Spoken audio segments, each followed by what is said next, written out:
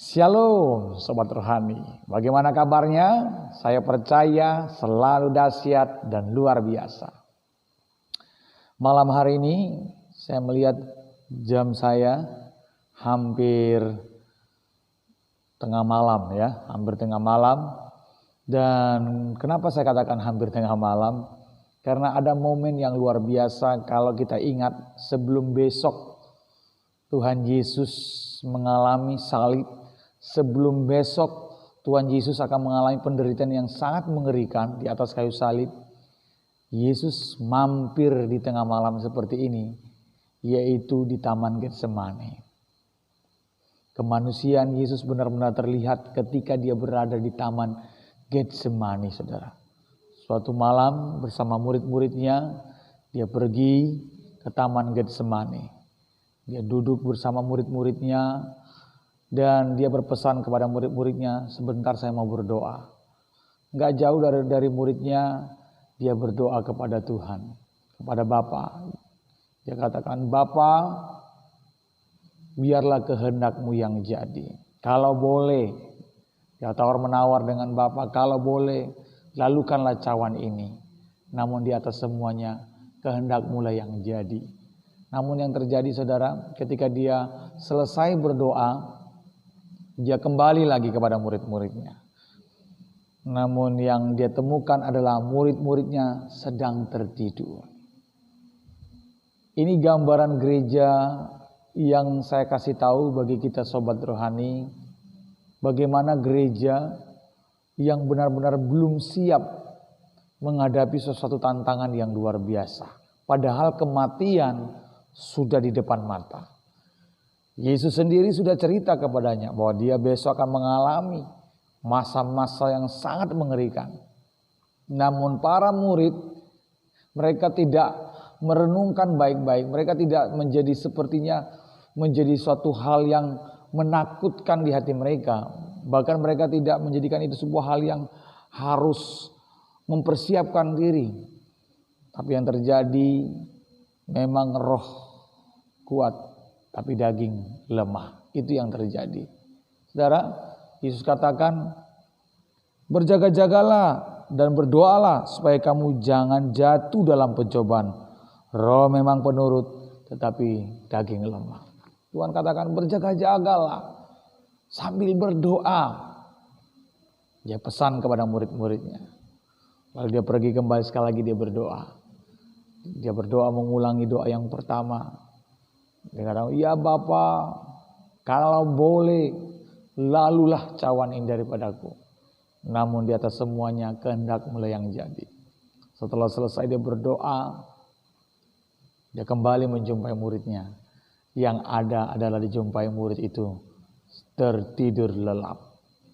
Saya mau kasih tahu bagi sobat rohani, mara bahaya sudah di depan mana, penderitaan sudah di depan mata.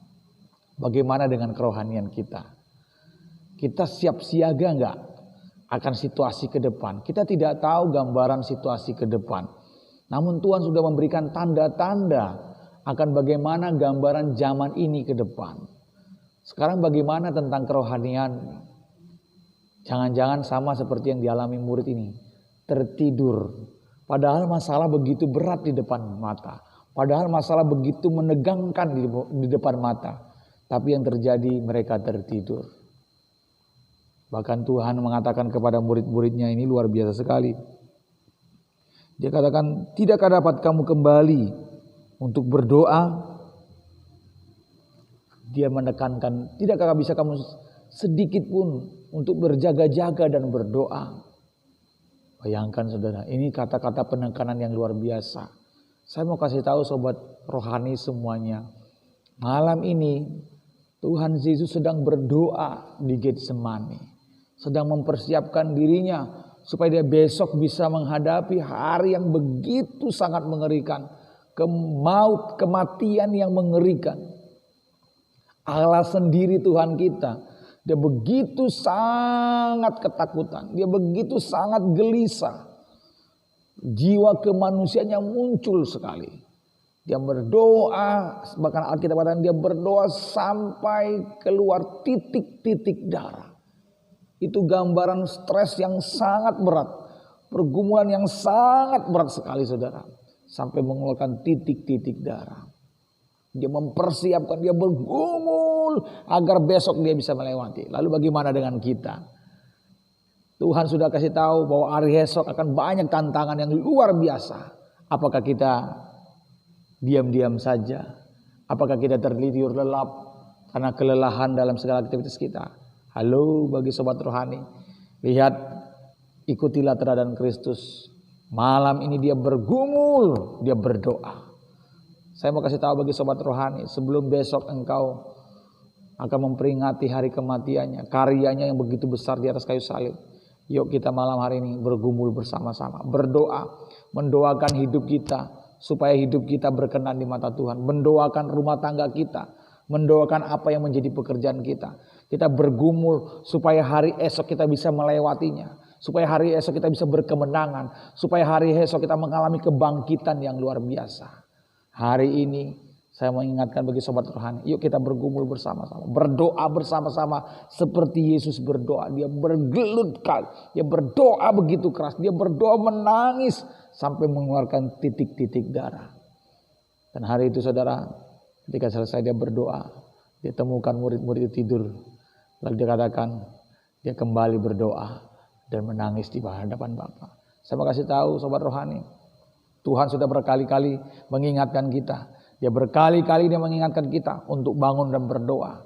Dan jangan sampai Tuhan nanti tidak mengingatkan kita kembali lagi. Hari ini ayo, mumpung ada kebenaran Tuhan yang terus diingatkan. Mumpung Tuhan berikan kesehatan, kesempatan dalam hidup kita. Tuhan masih berikan kita kemampuan. Datanglah, bergumullah di hadapan Tuhan. Berdoalah, merataplah di bawah kaki Tuhan. Supaya hari esok engkau penuh kemenangan. Supaya kebangkitannya engkau rasakan dalam hidupmu. Kebangkitannya kau rasakan dalam rumah tanggamu. Kebangkitannya kau rasakan dalam kerohanianmu. Kebangkitannya kau rasakan dalam setiap langkahmu. Hari ini mari kita bersama-sama bergumul seperti Yesus bergumul di Taman Getsemani. Supaya engkau melihat kebangkitan Tuhan yang luar biasa dalam hidupmu. Kiranya seri kerohanian ini memberkati kita. Tuhan Yesus memberkati. Haleluya. Amin.